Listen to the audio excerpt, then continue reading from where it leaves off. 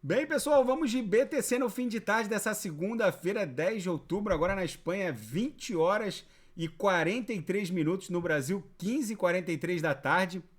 Gente, vocês hão de convir que nesse cenário, como um dia de hoje, a Nasdaq tombando mais de 1%, a BTC ali a menos 0,78%, onde o consulado alemão na capital ucraniana foi atacado.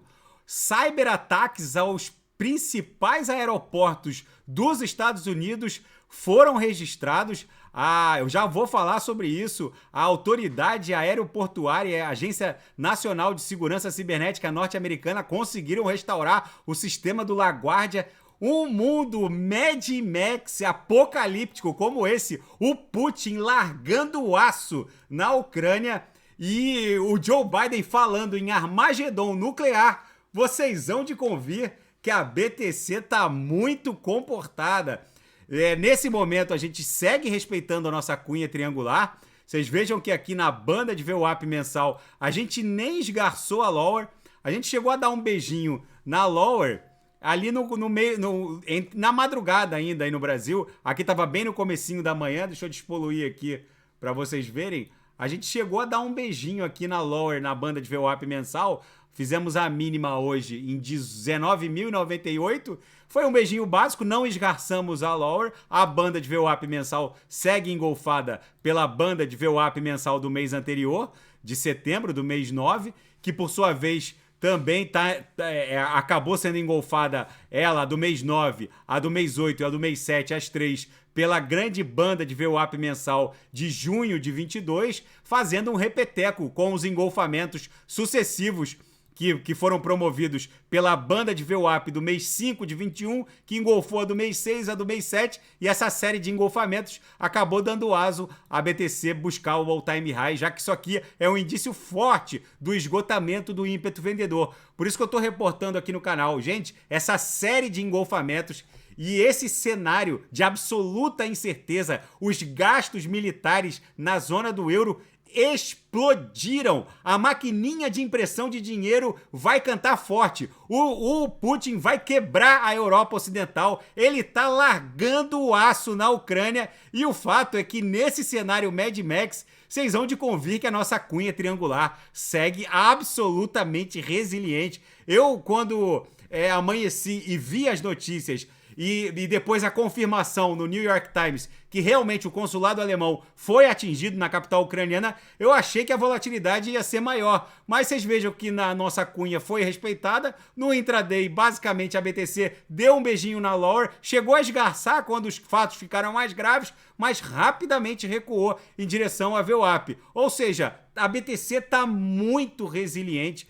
Num cenário normal, em condições normais de temperatura e pressão, a BTC teria caído 30%, que é o que aconteceu na crise pandêmica. Ela caía 20%, 30% todo dia e chegou a beijar lá o patamar de 3 mil e poucos dólares, depois retornou de novo para 10 mil e poucos dólares antes de iniciar o bull run em direção a 69 mil. Gente, vocês vejam que a Nasdaq tá derretendo, agora caindo menos 1,02. Na seara fática, e a BTC tá resiliente. Na seara fática, os fatos geopolíticos estão se agravando. No mundo cripto, o bilionário Paul Tudor Jones continua investindo em BTC. Segundo ele, os orçamentos dos países do G7 e a zona do euro, principalmente os Estados Unidos da América, vão explodir.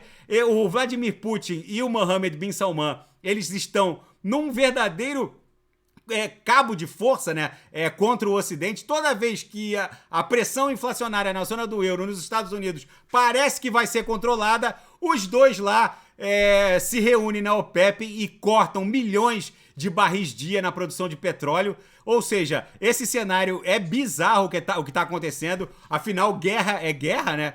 E agora o cenário geopolítico está se deteriorando rapidamente. O ataque russo ao consulado alemão na capital ucraniana foi confirmado pelos dois países. Na capa do New York Times, o maior ataque com mísseis da Rússia em meses, atinge várias cidades na Ucrânia. O presidente Vladimir Putin ordenou os ataques que atingiram pelo menos 10 cidades, incluindo Kiev, em retaliação à explosão da ponte que faz a ligação entre a Crimeia e a Rússia. E, gente, isso pode rapidamente escalar por um conflito nuclear. As últimas na Ucrânia, na capa da Bloomberg, Putin ameaça enquanto Biden condena os ataques. Vamos ver o que os Estados Unidos vão fazer.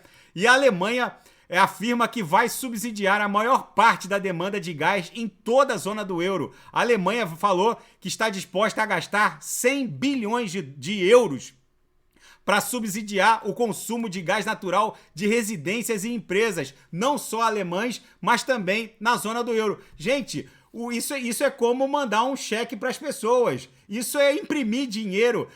O que está havendo na Europa, na zona do euro, é uma espécie de quantitative easy. Vamos colocar assim.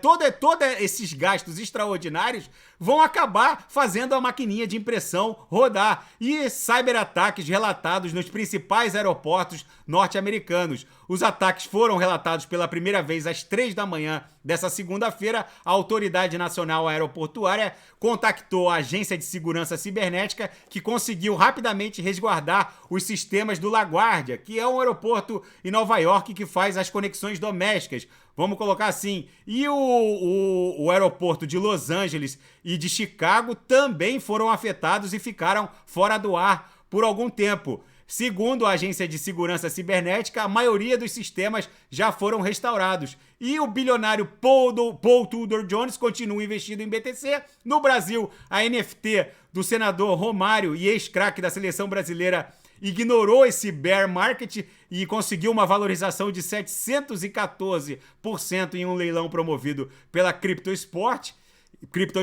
e Portugal afirma que vai introduzir um imposto sobre criptoativos de 28% a partir do exercício de 2023. Portugal, que estava sendo considerado aqui na Europa uma espécie de paraíso fiscal cripto, agora entra na onda de taxar os criptoativos. Gente, nesse cenário bizarro em que o mundo caminha fortemente para um impasse que pode acabar redundando num Armagedon nuclear, eu achei que a BTC fosse estressar e ameaçar, inclusive, perder essa nossa cunha triangular, mas está ali resiliente. A Nasdaq está virada numa shit coisa. Talvez o mercado esteja reprecificando os ecossistemas jurássicos da Web 2 para, de repente, reprecificar os ecossistemas da Web 3. Isso está acontecendo sob os nossos olhos. O Dow Jones e a Nasdaq caem como uma jaca. A BTC segue ali resiliente, caindo menos 0,72. Já é o terceiro ou quarto pregão seguido de queda da Nasdaq Dow Jones, onde a BTC protagoniza uma queda suave, um pouso suave. Na minha leitura, a hora que o Federal Reserve tirar o pé do freio, isso aqui vai explodir e vai buscar, no mínimo, numa onda 1, um patamar de 30 mil dólares.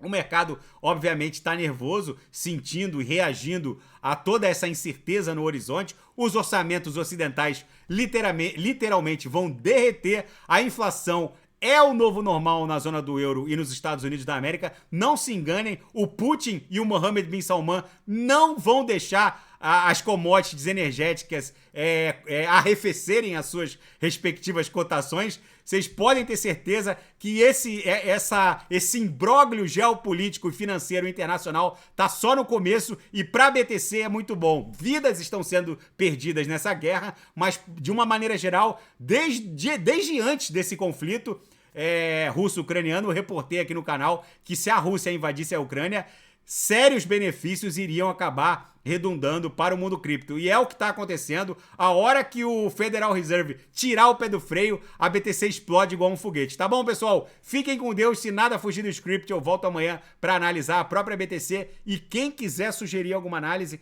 é só colocar nas mensagens abaixo. Grande abraço, fiquem com Deus, até amanhã.